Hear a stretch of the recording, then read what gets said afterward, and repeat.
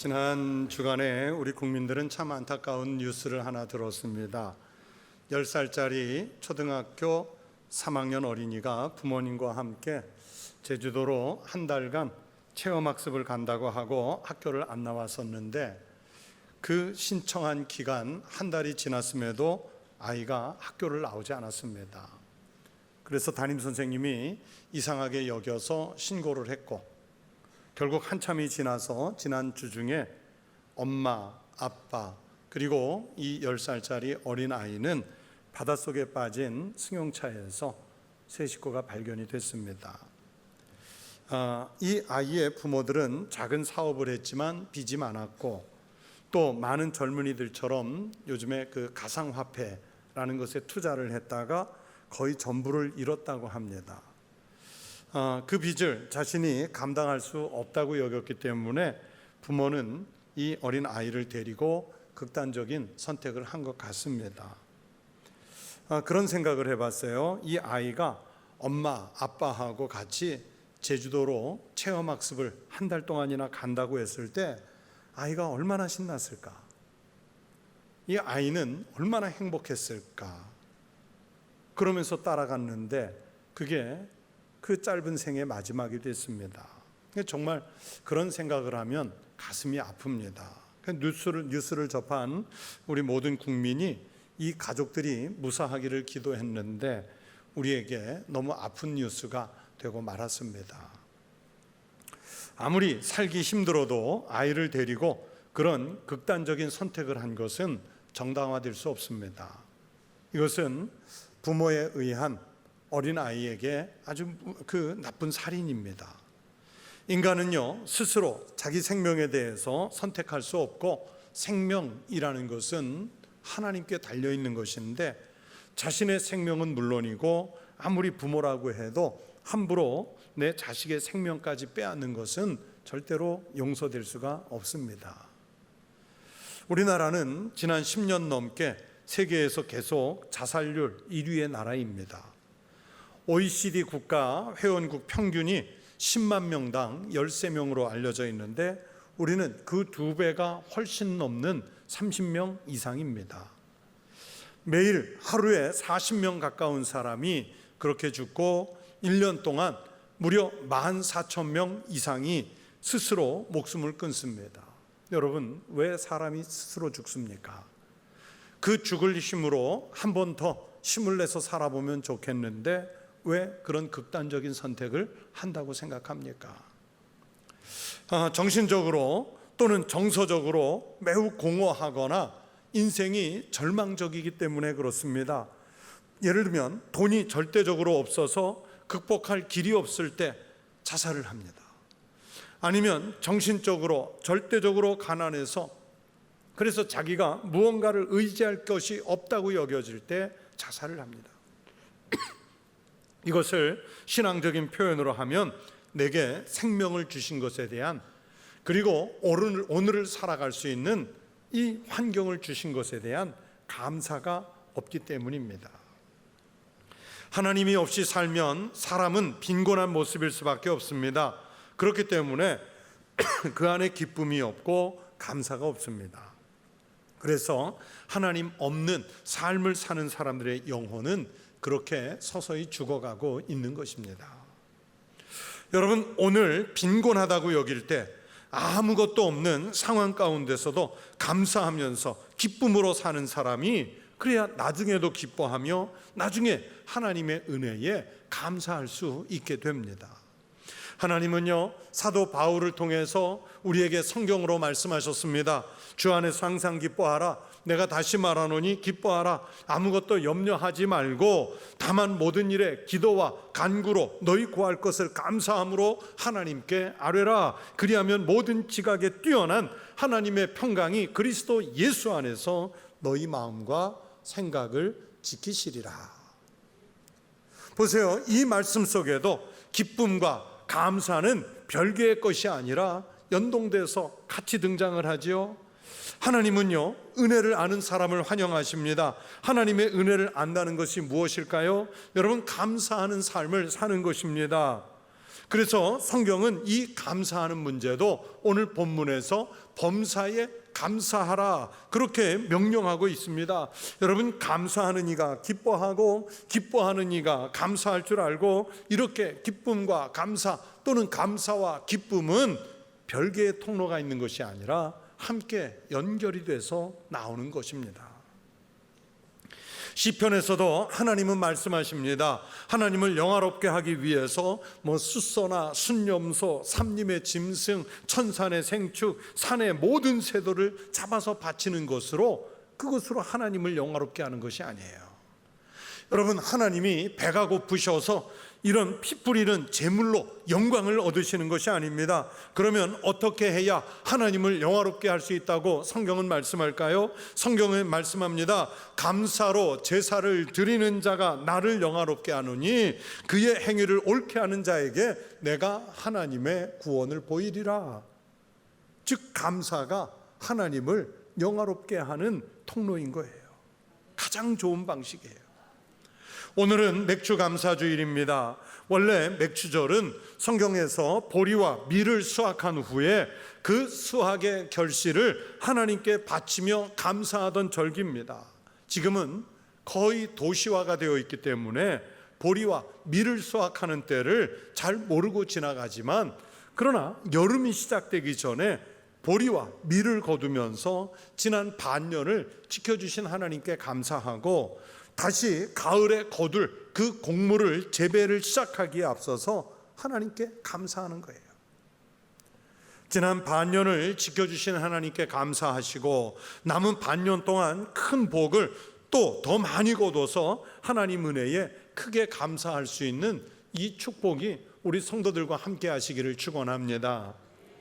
어떤 사람이 목사님을 찾아가서 이런 질문을 했다고 그래요. 목사님, 기독교가 무엇입니까? 목사님, 기독교가 무엇입니까? 그랬더니 목사님은 데살로니가전서 5장 16절부터 18절, 바로 오늘 이 본문을 읽어보면 기독교가 무엇인지 알 수 있다고 그랬습니다.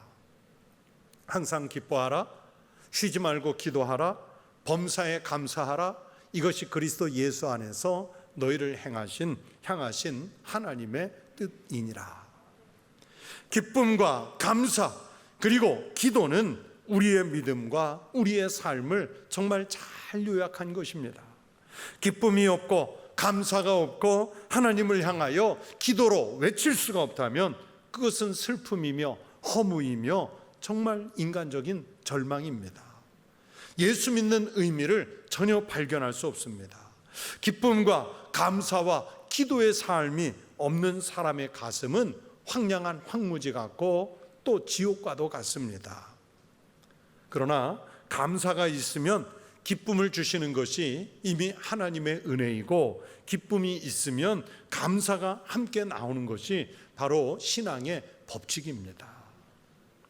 우리가 많이 부르는 찬송가에, 우리 찬송가에 가장 많은 곡이 실려 있는 분이 페니 크로스비 여사라는 분입니다. 나의 갈 길 다가도록 예수 인도하시니, 인애하신 구세주여 내가 비오니, 예수를 나의 구주 삼고 주의 음성을 내가 들으니, 이 유명한 찬송가들이 다 크로스비 여사의 가사들입니다. 이렇게 주옥 같은 노래를 만든 크로스비 여사의 삶은 어땠을까요? 이런 아름다운 시를 지어서 찬송 가사로 만들 만큼 그렇게 평안하고 그렇게 아름다운, 그렇게 기쁨이 넘치는 삶을 살았을까요? 전혀 그렇지 않아요. 생후 6주쯤 되었을 때 의사의 처방이 잘못돼서 실명을 했고, 그리고 남은 인생을 얼마나 가난한 삶을 살았는지 모릅니다.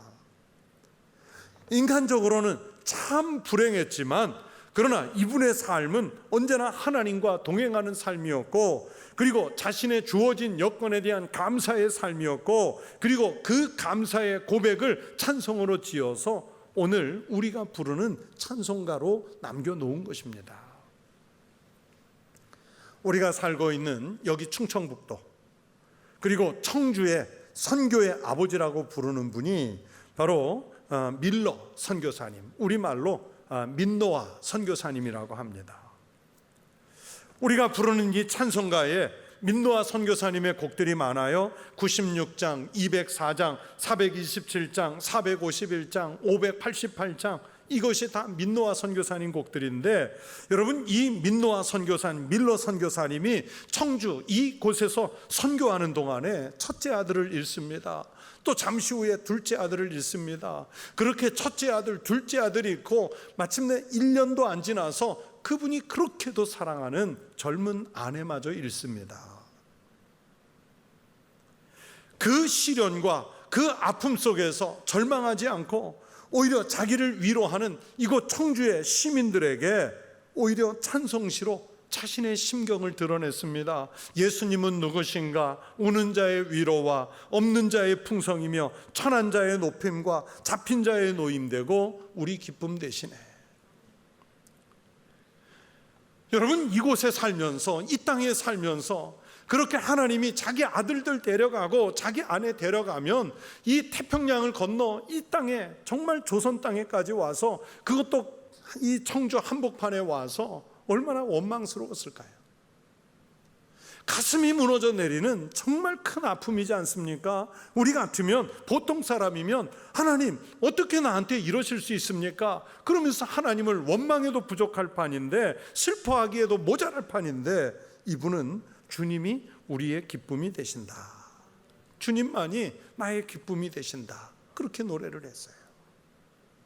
그래서 우리 같은 사람이 감히 범접할 수 없는 위대한 신앙인이었습니다. 여러분, 인생을 살아가는 것은 참 묘미가 있습니다. 당장 괴로운 일을 만나면 죽을 것 같이 고통스럽죠. 그러나 어느 날 보면 그 곤경이 변해서 기쁨이 되어 있고, 화가 변하여 복이 돼서 우리의 생애를 생각지도 않던 모습으로 바꾸어 놓을 때가 있습니다. 더구나 하나님의 자녀들의 삶은 선하신 하나님의 섭리 속에 있습니다. 우리가 절망의 밑바닥에 떨어져 있는 것 같을지라도 절망으로 끝나지 않았다는 사실은 정말 감격스러운 일입니다. 인간적인 시각으로 보아서는 가장 비통한 순간인 것 같아도요, 하나님은 그 환난을 통해서 우리를 전혀 새로운 삶의 세계로 이끌어 가시는 여호와 하나님이신 줄로 믿습니다. 그래서 항상 기뻐하라 하는 것이 성경의 명령입니다. 하나님의 명령입니다. 기뻐했으면 좋겠다, 기뻐할수록 좋다, 권면이나 충고의 말씀이 아니라 명령으로 주시는 거예요. 여러분, 하나님은 무슨 까닭으로 우리 보고 항상 기뻐하라고 명령하셨을까요? 그것이 가능한 일일까? 병들었을 때, 실패했을 때, 육친이나 친구를 잃었을 때 어떻게 기뻐할 수 있겠습니까? 사회와 나라 전체가 절망적인 상황을 맞았을 때 진심으로 기뻐하며 살 수 있겠습니까?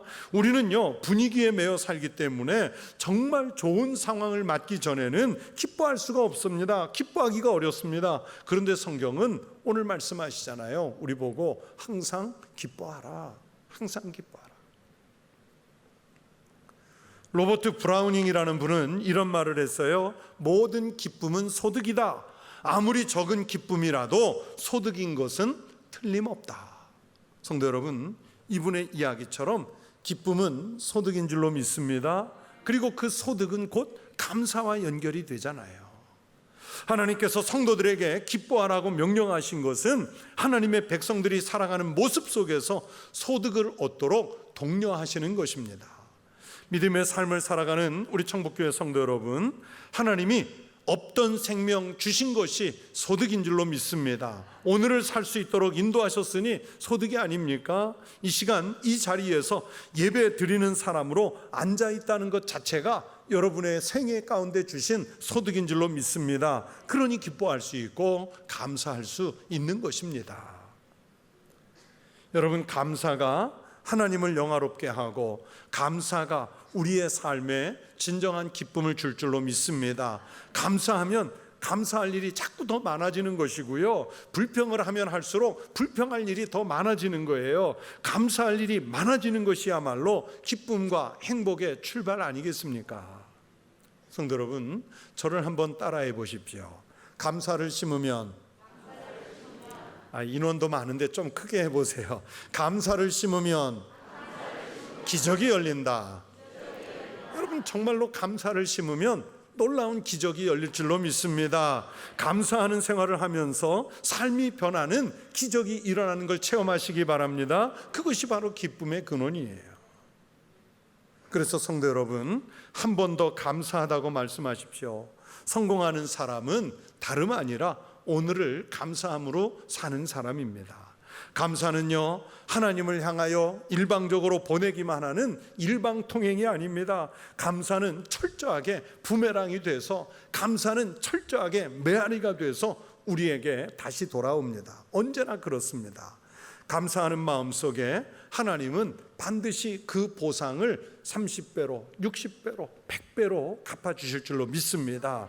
신앙인이 오늘 일하는 일터에 나가면 감사하고, 가정과 가족들이 있음을 감사하고, 또 내가 출석하는 교회에 감사하고, 거래처에 감사하고, 만나는 모든 이에게 감사해 보세요. 사회가 바뀌고 내 인생이 변합니다. 하나님께서 인정하시게 되고 모든 이가 존경과 사랑을 보낼 것입니다. 감사와 기쁨이 있는 곳, 그곳에서는 이미 하나님 나라가 이루어지는 줄로 믿습니다. 그래서 기독교가 무엇입니까? 이렇게 물으면 바로 오늘의 본문 말씀, 항상 기뻐하라, 항상 기도하라, 항상 감사하라, 바로 이 답을 우리에게 주시는 줄로 믿습니다. 종교개혁자 마틴 루터는 마귀의 세계에는 감사가 없다 그랬습니다. 여러분, 마귀가 하는 일이 뭔 줄 아세요? 성도들 주변에 얼쩡거리면서 우리 마음속에 감사를 없애는 거예요. 그래서 우리로 하여금 자꾸만 불평과 불만을 만들어내는 게 마귀의 할 일이에요. 하지만 성도들이 그것을 이겨내고 감사하면서 기쁨으로 살면 그 성도에게는 감히 마귀가 접근할 수 없는 겁니다. 철학자 카를라일은 아무것도 없는 제로 상태에서 감사하라, 제로 이상의 것은 모두 하나님에게로부터 온 것이다 그랬습니다. 오늘 나의 있는 모든 것이 원래는 없던 것인데 하나님이 주셨다는 뜻이에요. 마틴 루터킹 목사님은요, 나는 흑인으로 태어난 것을 감사한다 그랬습니다. 오늘은 쉽게 말할 수 있는 말이지만 마틴 루터킹 목사님이 활동하던 그 시대 그 상황 속에서는 흑인으로 태어난 것이 감사의 조건도 아니고요, 흑인으로 태어난 것이 정말 비참한 삶의 근원인데, 그런데 이분은 흑인으로 태어난 것에 대한 그 감사가 있었기 때문에 무수한 암살의 위협 속에서도 그 흑인 해방운동을 이끌어갈 수 있었던 것입니다. 요즘은 그렇게 많이 보지 않는데, 제가 목회를 처음 시작할 때만 해도요, 목사님들이 설교를 준비하기 위해서 가장 많이 보는 주석 가운데 하나가 매튜 헨리 주석이라는 거였어요. 아마 목사님들 서재에는 거의 꽂혀 있었던 것 같아요. 17세기의 신학자인데, 그 신학자 매튜 헨리 박사가 한 번은 강도를 당해서 거의 죽을 지경이 됐습니다. 그런데 침상에서, 병상에서 며칠 만에 의식을 되찾고 나서는 이 매튜 헨리 박사님은 첫 번째 한 일이 하나님께 감사합니다였어요. 무엇을 감사했을까요? 내가 강도질하는 강도가 된 것이 아니라 강도질을 당한 사람이 돼서 감사합니다였어요. 신라곤의 저자 존 밀턴은 눈이 실명한 다음에 오히려 이 불후의 명작 고전을 남겼습니다. 그분은요, 육신의 눈은 멀었으나 오히려 영안을 열게 되어 하나님을 볼 수 있게 되니 감사합니다, 그 고백부터 했어요. 여러분, 이분들이 갑자기 이런 고백을 할 수 있었을까요? 아닙니다. 습관적으로 늘 감사하는 삶을 살고 있었기 때문에 그렇게 할 수 있었던 것입니다. 그렇게 감사는 습관입니다. 자꾸만 감사하다고 말씀하세요. 그러면 우리의 심령에 감사의 열매가 맺힐 줄로 믿습니다. 천국을 이룰 줄로 믿습니다. 감사할 조건을 찾으세요. 그러면 그 감사의 조건을 찾는 일부터가 감사의 시작입니다. 오늘날 우리가 사는 세계는 참 위기에 놓여 있는 그런 시대입니다. 언론에 보도되는 것들만 놓고 보면요, 정치와 외교의 위기, 경제적 위기, 문화의 위기, 윤리의식의 위기, 가정이 붕괴 해체되는 위기, 교육의 위기, 기후와 환경의 위기, 그러면서 영적인 위기, 신앙의 위기 가운데 오늘 우리가 놓여 있잖아요. 우리는 그리스도인으로서 이런 위기의 시대를 어떻게 극복할 수 있겠습니까? 답은 하나님의 은혜에 대한 감사와 기쁨인 줄로 믿습니다. 감사의 조건을 찾고 그 감사 때문에 기뻐하는 신앙을 회복하시기를 축원합니다. 우리 가정을 그 무수한 어려움 속에서도 지금까지 지켜주신 하나님 은혜에 감사하십시오.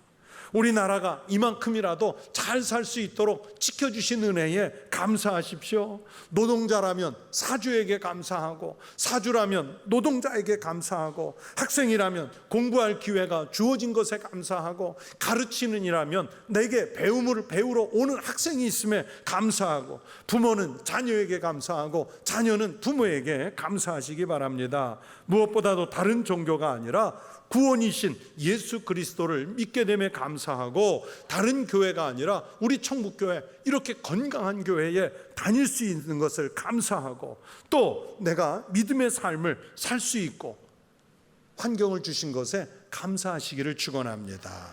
이런 위기 속에서 도리어 감사할 수 있는 마음의 여유, 신앙의 여유들이 회복된다면 오히려 위기 이전보다 더 아름다운 신앙, 더 밝은 세상을 만들어 가게 될 줄로 믿습니다.